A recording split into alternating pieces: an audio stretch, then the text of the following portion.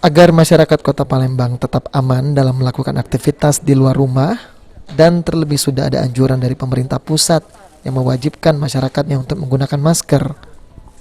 Pembagian masker ini juga dibarengi dengan pembagian 200 paket sembako kepada masyarakat yang kurang mampu dan pasukan kuning dari Dinas Lingkungan Hidup dan Kebersihan yang bermukim di kawasan tempat pembuangan air TPA Sukawinatan Palembang.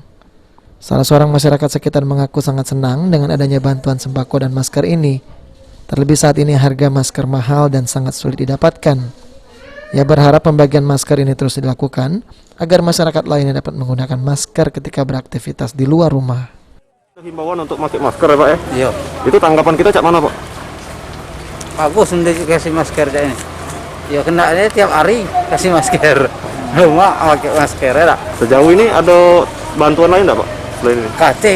Belum ada. Kati. Selama ini pakai masker enggak kerja Pak? Kati masker. Manado pakai masker.